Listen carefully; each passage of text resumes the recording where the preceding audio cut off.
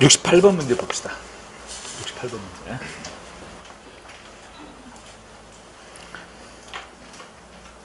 그 앞에서 정리했던 내용 가운데 행태론하고 후계행태론 이거 구분 잘 해둬야 됩니다.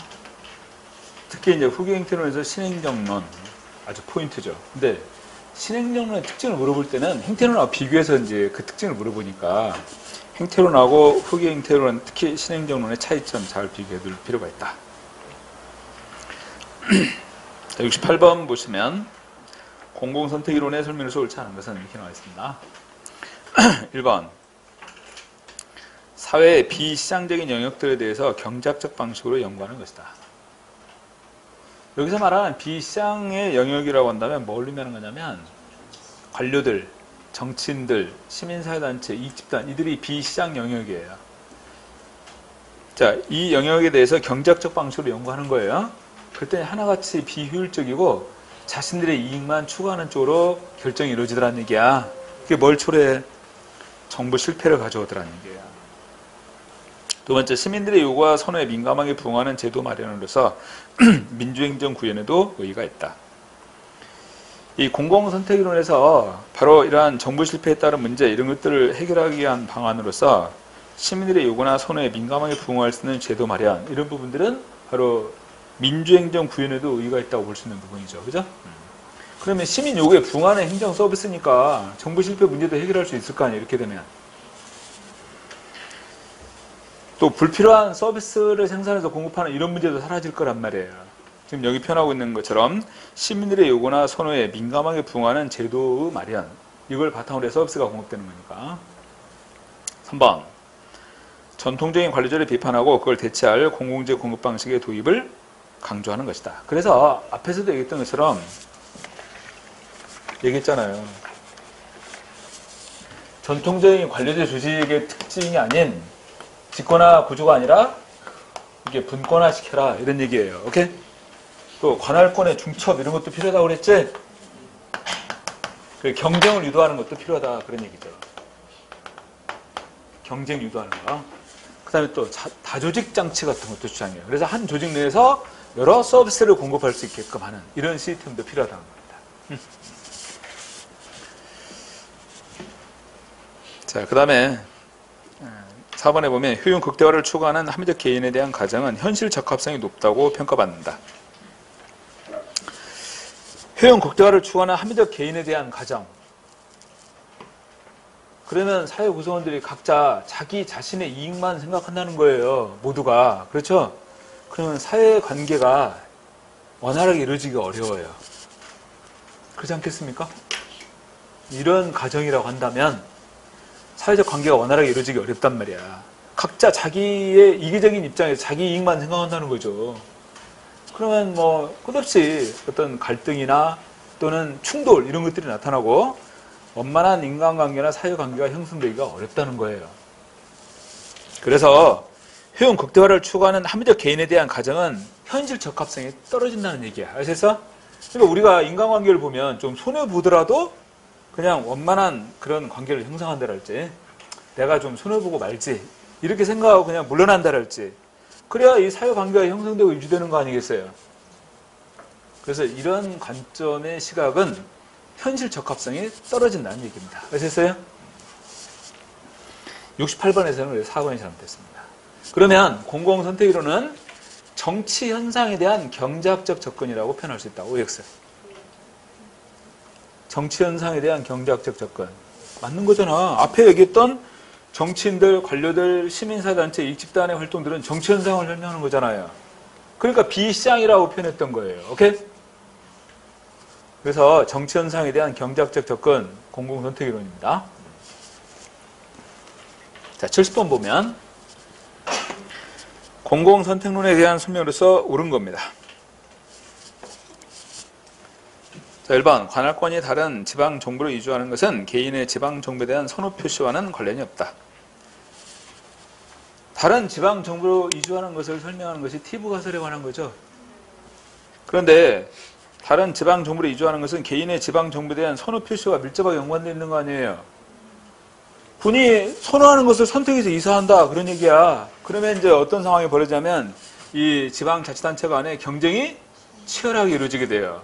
그래서 서비스 질이 보다 개선되고 서비스 질이 나아진다는 거죠. 응? 근데 이제 심각한 문제가 뭐냐면 바로 이러한 자치단체 간의 경쟁이 이루어지는데 그러면 재정 여건이 우수한 곳과 그렇지 못한 지역 간의 격차가 벌어질 거란 얘기야. 응? 이거 문제점으로 지어야 되는 거죠. 자, 두 번째. 집권적이면서 계층제적 구조를 강조하는 정보관리제가 시민 요구에 민감하게 반응합니까?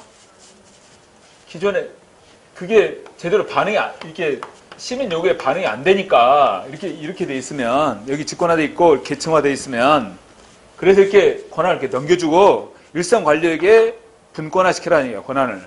그러면 여기 시민 요구하면 시민 요구에 이렇게 부응할 수 있잖아요, 이렇게. 응? 2번 잘못된 표현이잖아요. 3번. 공공선택론의 대표적인 학자 가운데 뷰캐넌, 그 다음에 오스트롬, 니스카넨 이런 인물들이 바로 이 공공선택 이론을 주장했던 그런 대표적인 학자들이에요. 그 뷰캐넌하고 털록이라는 사람이 있는데 이 사람들 경제학자거든요. 공공선택 이론을 처음으로 주장했던 인물들입니다. 뷰캐넌과 털록은. 그 다음에 오스트롬은 민주행정 패러다임 주장했던 인물이잖아요. 이 사람은 공공선택학회 만들어가지고 다양한 이론을 발전시켰던 인물입니다. 오스트롬. 응? 남편하고 같이. 그 다음에 니스카넨. 응? 갈까? 4번. 개인이 아닌 공공조직을 분석의 기초 단위로 채택함으로써 방법론적 개체주의에 반대한다. 공공선택 이론은요. 방법론적 개체주의를 전제로 하고 있어요. 연역적이에요? 기납적이에요? 연역적인 접근입니다. 오케이? 인간은 합리적이고 이기적인 존재로 파악하는 것이 공공선택 이론의 기본 특징들이에요. 연역적인 접근입니다. 그리고 방법론적 개체주의를 전제로 하는 것이고. 자, 70번은 정답이 3번이다. 어?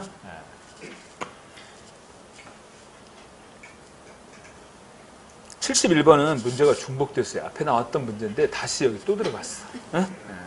문제 이렇게 구성하다 보면 일이 벌어져요. 자, 72번 봅시다. 에로우가 제시했던 바람직한 집합적 의사결정 방법의 기본 조건이 아닌 거 이렇게 나왔는데 에로우의 불가능성 정리라는 거 들어봤죠? 왜 대답들 안 해?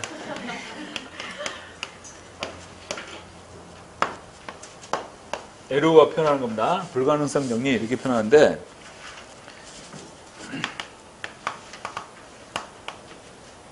효율적이면서 합리적인 거란 얘기야. 민주적인. 그러니까 이것과 이것을 동시에 충족시키는 것은 불가능이다. 그런 얘기예요. 그런 결정은 있을 수가 없다. 이렇게 보는 것이 바로 에로우가 표현하는 불가능성 정리에 관한 것입니다. 그런데 여기서 이 효율성을 이루기 위한 조건이 있어요. 이것을 실현하기 위한 조건. 첫 번째는 뭐가 있냐면 완비성과 이행성입니다. 완비성과 이행성. 두 번째는 파레토 원리.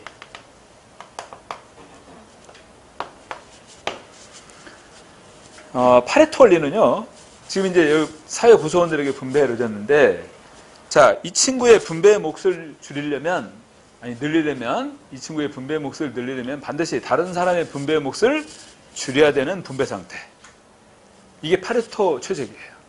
그러니까 자원의 최적 배분 상태를 표현하는 게 파레토 원리입니다. 오케이? 그러니까 사회 구성원 한 사람의 분배 몫을 늘리려면 반드시 다른 사람의 분배 몫을 줄여야 되는 분배 상태. 이걸 얘기하는 게 파레토 원리야.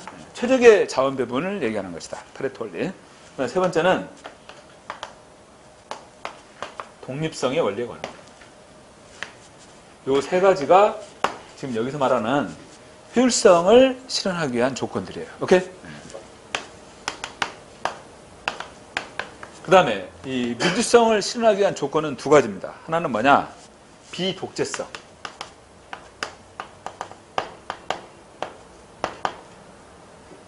비독재성. 그 다음에 또 하나는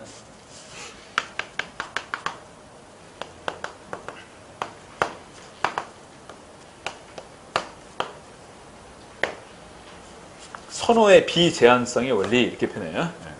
비독재성하고 선호의 비제한성의 원리. 이 두 가지는 바로 민주성을 실현하기 위한 조건이라는 겁니다. 근데 지금 여기 설명했던 것처럼 이 두 가지를 동시에 실현할 수 있는 그러한 그 결정은 불가능이다. 그런 얘기예요. 자, 그러면 여기 에로가 제시했던 바람직한 집합적 의사결정 방법이 기본 조건이 아닌 거예요. 자, 1번 보세요. 집단의 선택 과정은 합리적이어야 된다. 요걸 지금 얘기하는 겁니다. 오케이? 요거. 두 번째, 개개인의 선택의 자유가 제한돼서는 안 된다. 선호의 비제한성의 원리예요. 그러니까 민주성의 조건이죠. 한번 어느 누구도 집합적인 선택의 과정에 대해서 결정적인 영향력을 행사해서는 안 돼요. 뭐야? 비독재성이에요. 그러니까 2번하고 3번은 민주성을 신호하기 위한 조건에 해당되는 겁니다. 오케이? 4번.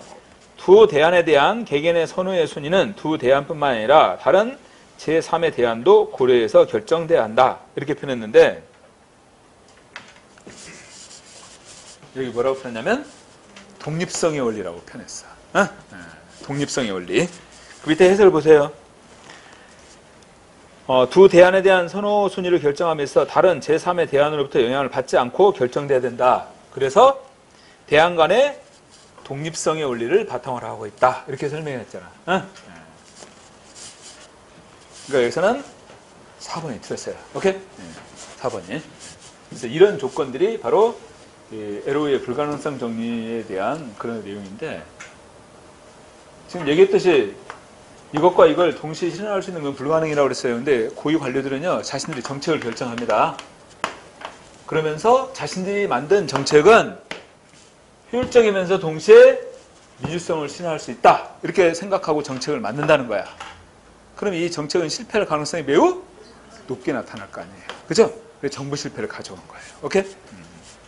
그러니까 관료들은 착각하지 말라. 그거지. 응? 당신들이 생각하는 그런 정책이라는 것은 이렇게 실현할 수 있다고 생각하는 정책은 하나같이 실패할 가능성이 있다는 얘기예요. 오케이? 자, 72번의 정답 몇 번? 4번입니다. 자, 73번 봅시다.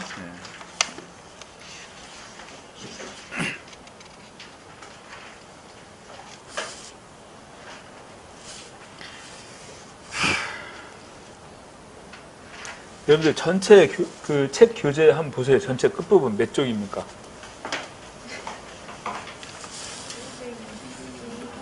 260 정도 되죠?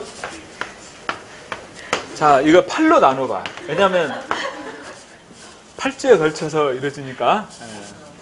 그러면 8로 나눠보면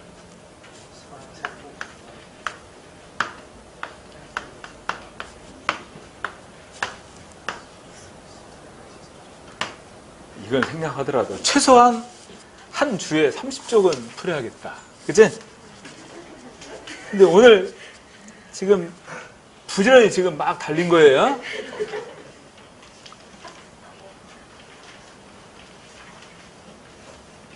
근데 아까 그 이란이 공격했다는 그 뉴스로 막 갑자기 내가 멘붕이 와가지고 막 머리가 막 복잡하더라고, 수업을 하는데.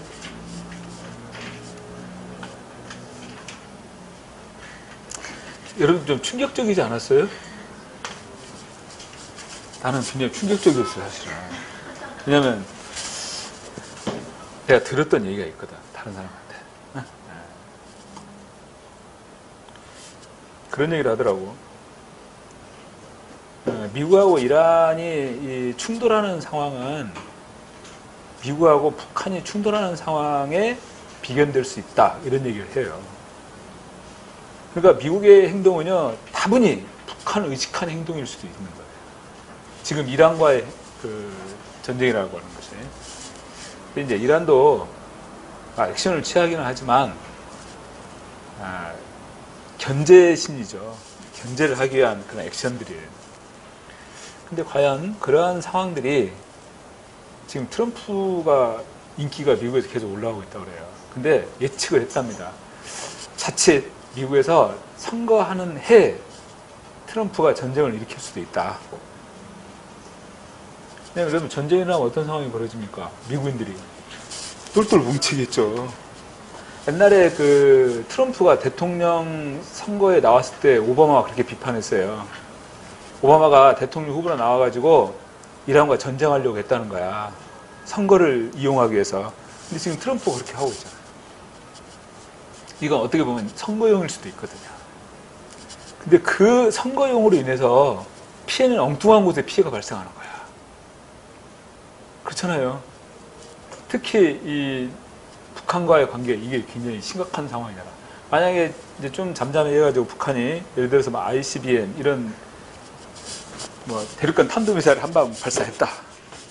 한반도는요, 진짜 이건 엄청난 위기에 직면하게 돼요. 왜냐? 트럼프가 그걸 적절하게 이용할 수 있거든요.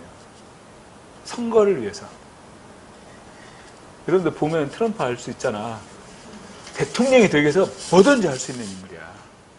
그렇잖아요? 전쟁도 불사한다고. 그래서 위기라는 거예요.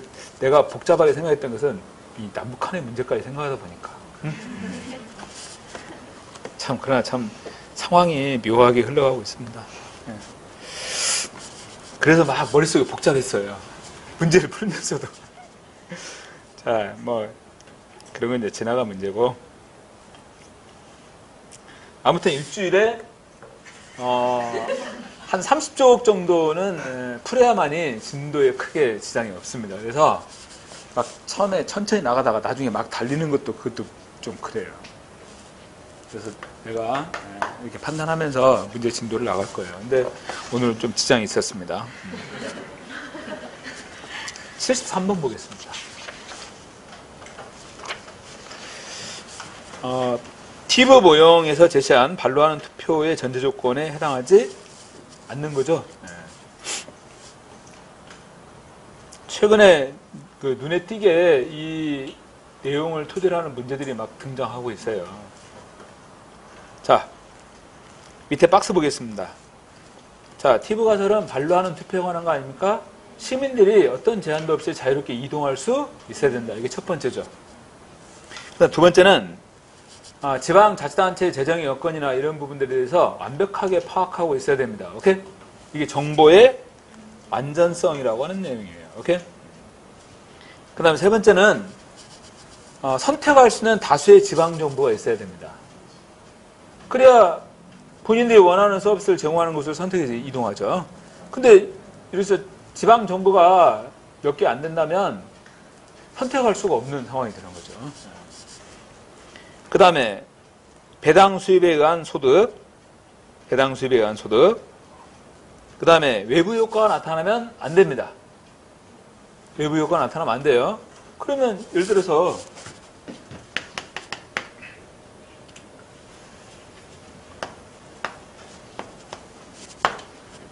A라는 자치단체가 있고 B라는 자치단체가 있는데 여기서 생산하는 서비스가 있단 말이야. 근데 이 서비스를 B 지역의 주민들도 서비스를 혜택을 받는다. 그다음 굳이 이쪽으로 갈 필요가 없잖아요. 그 서비스 때문에. 이게 외부 효과입니다. 그러니까 외부 효과가 나타나면 안 되는 거죠. 응? 외부 효과의 배제야. 그 다음에 고정적 생산 요소가 존재해야 된다. 이렇게 표현했어요. 그 다음에 뭐 그 뒤에 내용도 나와 있는데 74번에 보면 여러분들 그 해설의 내용에서 티브 모형에서 지방정부의 재원은 재산세에 의해서 충당되는 것, 요걸 강조하고 있습니다. 소득세나 소비세 이런 게 아니라 재산세에 의해서 충당돼야 된다는 거야.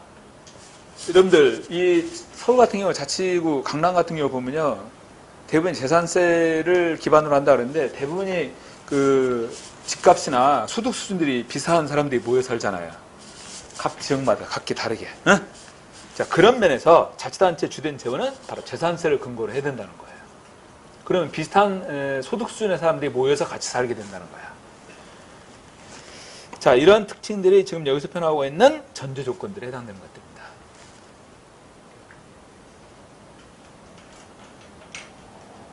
내가 이것을 두 문자로 자꾸 말을 만드는 중에 있어요. 그래서 다음에 기회가 될 때 좀 확실하게 알 수 있으면 만들어갖고 다시 이제 여러분들이 얘기해 줄 테니까. 자, 반로하는 투표의 전제 조건에 해당하지 않는 것은 정보의 불완전성. 틀렸죠? 정보를 완전하게 파악하고 있어야 됩니다. 두 번째는 다수의 지방정부가 필요하고 고정적인 생산 요소가 존재해야 된다고 그랬어요. 그죠? 그 다음에 배당 수입에 의한 소득. 이렇게 표현한단 말이야. 자, 73번은 1번이 거리가 있고 74번에 보면 투표가설의 설명으로서 반로하는 투표가설의 설명으로서 옳지 않은 것, 주민의 자유로운 이동을 전제로 한다. 그 다음에 분권화된 체제에서 효율적인 자원 배분이 이루어져야 된다. 세 번째, 지방자치단체 주된 재원은 지방 소비세가 아니라 재산세가 돼야 한다. 4번, 지역 재정 프로그램 혜택은 그 지역 주민만 누릴 수 있어야 된다. 이건 뭘 의미하는 거야? 그쵸, 외부 효과를 배제해야 된다 그 말이죠. 그쵸? 그리고 또 하나 특징이 있어요. 뭐냐면 규모 경제가 나타나면 안 됩니다. 아셨어요? 규모 경제가 나타나면 안 돼요. 무슨 말이냐면 서울 같은 경우 25개 자치구가 있습니다. 근데 서울시가 서비스를 공급해요. 서울시가. 그럼 이건 규모 경제 아닙니까? 그러면 서울시 안에서 다른 지역으로 왔다 갔다 이동할 필요가 없게 되는 거죠. 그래서 이 규모 경제가 나타난다면 티브가설이 성립되기가 어려워져요. 그죠? 그래서 지금 언급했던 이런 내용들이 중심이 돼서 바로 티브가설입니다. 응?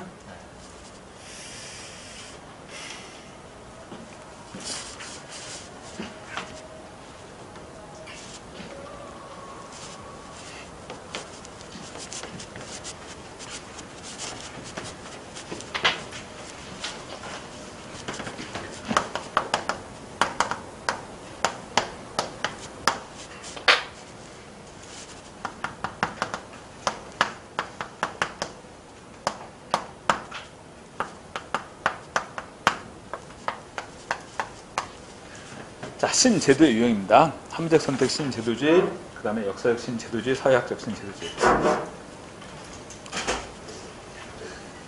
뭐야? 여러분 지금 수업하는데 이 마이크 소리 계속 나왔어요? 나오다 안 나오다 그런 거야? 나 혼자만 계속 떠들었네?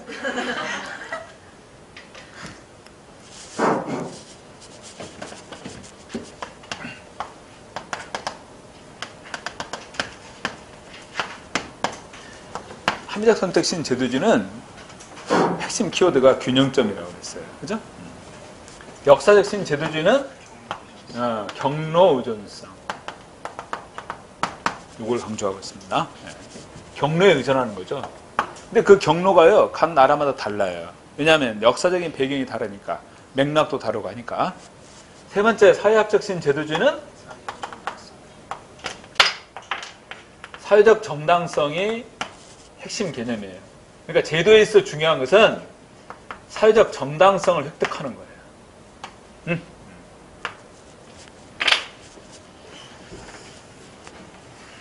자, 그 다음에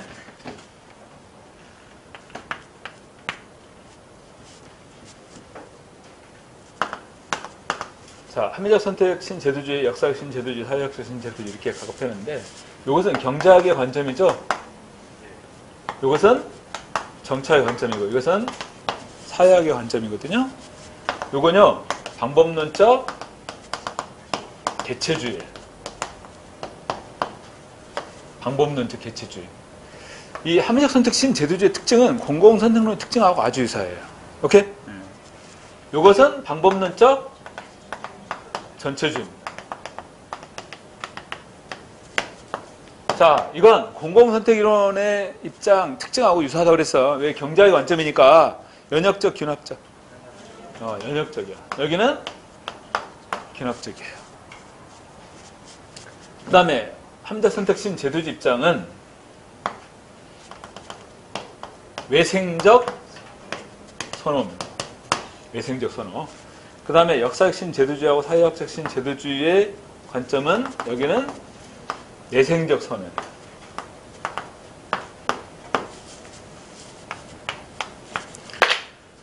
외생적 선호란 본인의 선호에 따라 선택을 소비하는 것을 외생적 선호라고 합니다. 그러니까 우리가 시장에 가서 우리가 선호하는 걸 선택해서 이제 돈 지불하고 소비하잖아요. 이게 외생적 선호인데 내생적 선호는 그게 아니에요. 그 노브랜드 있죠.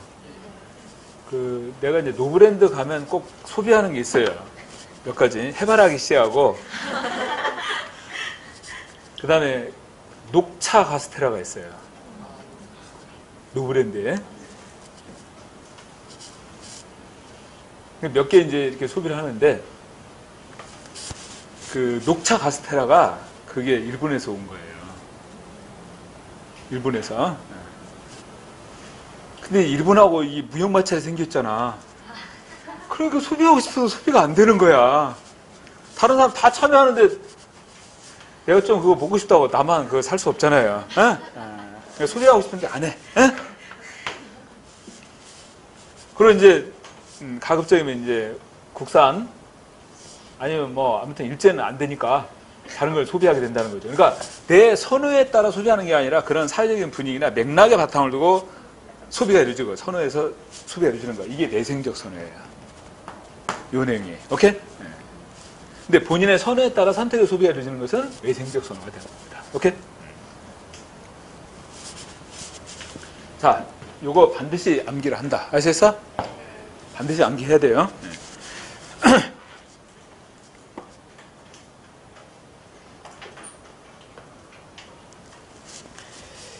자, 75번 보면 신제도주의 설명에서 가장 옳은 겁니다. 합리적 선택 신제도주의는 방법론적 전체주의 입장에서 틀렸어요. 그죠? 역사적 제도주의는 선진제도 학습에 따른 제도의 동형화를 강조하고 있다. 여러분 보세요. 제도 동형화는 여기서 강조하는 거죠. 사회학적 신제도주의에서 동형화 강조하고 있잖아. 그 다음에 3번 사회학적 제도주의는 기존 경로를 유지하려는 제도의 속성을 강조하고 있다. 기존 경로를 유지하고자 하는 것은 경로 의존성에 관한 겁니다. 4번 사회학적 제도주의는 조직 구성원이 제도를 넘어선 효용 극도화의 합리성에 따라 행동하기보다는 주어진 제도 안에서 적합한 방식을 찾아 행동할 가능성이 높음을 강조한다. 주어진 제도 안에서 적합한 방식을 찾아 행동할 가능성이 높다. 이게 사회적 정당성을 근거로 하는 거예요. 오케이? 그래서 75번의 정답은 4번이 됩니다. 76번 여러분들 원래 이제 구제도가 있었죠? 이 구제도에 대해서 행태론이 등장하고 행태론에 대해서 신제도가 등장하잖아요. 이런 흐름으로. 자, 신제도의 설명에서 옳은 겁니다. 1번. 비공적인 제도나 규범도 넓은 의미에서 제도로 규정하고 있다. 그러니까 신제도에서는 여기는 공적인 측면의 제도만을 초점으로 연구했지만 여기는 비공적인 것과 공적인 것을 모두 포함해서 제도로 간주하고 연구가 이루어지는 거죠. 2번. 행태주의 접근 방법을 지지하는 게 아니라 행태주의 접근 방법을 비판하면서 등장하는 겁니다. 오케이? 그다음 3번. 역사적 신제도주의는 분석 수준 면에서 방법론적 전체주의입니다. 4번. 사회학적 신제도주의는 다양한 요인들에 의해서 결합되는 역사적인 우연성, 맥락을 강조한다. 역사적인 우연성이나 또는 역사적인 맥락 이런 걸 강조하는 것은 역사적 신제도주의 시각이죠. 그래서 여러분들 이게 문제 나오면요. 이것을 기억하고 있으면 문제 푸는 게 굉장히 편해요. 이거 정확하게 암기하고 있으면 76번은 정답이 1번입니다. 자, 그 다음에 뒤로 넘어가서 79번 역사적 신제도주의 특징으로 옳지 않은 거 1번 행정기관, 의회, 대통령, 법원 등 유형적인 개별 정치제도가 주된 연구 대상이다. 행정기관이나 대통령이나 법원 이렇게 그 유형적인 개별 정치제도를 초점으로 연구하는 것은 구제도의 특징입니다. 공적인 제도에 초점을 두는 거니까. 근데 신제도는 그랬잖아요. 제도와 그 사회 구성원들이 인간의 상호관계에 초점을 두고 연구가 이루어진다 이렇게 얘기했잖아. 2번 제도를 이해하는 데 있어서 역사적 사회적 맥락의 중요성을 강조하고 있다. 맞죠? 3번 제도가 형성되면 안정성과 경로 의존성을 갖는다. 4번 제도란 공적인 법 규범만이 아니라 비공적인 절차나 관례, 관습을 포함한다. 그러니까 공적인 것과 비공적인 것을 같이 포함하는 거예요. 자, 79번은 1번이 틀렸습니다. 80번 조직의 배태성하고 제도적 동형화에 대한 설명에서 옳지 않은 것.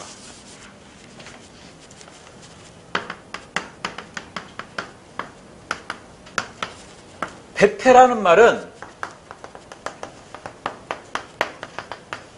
임신이에요. 임신. 아시겠어요? 배태라는 표현은 자 보세요. 이 사회 문화적 여건에서 제도가 만들어져요. 임신한 모습이잖아. 그죠? 제도는 바로 이런 모습이라는 거야.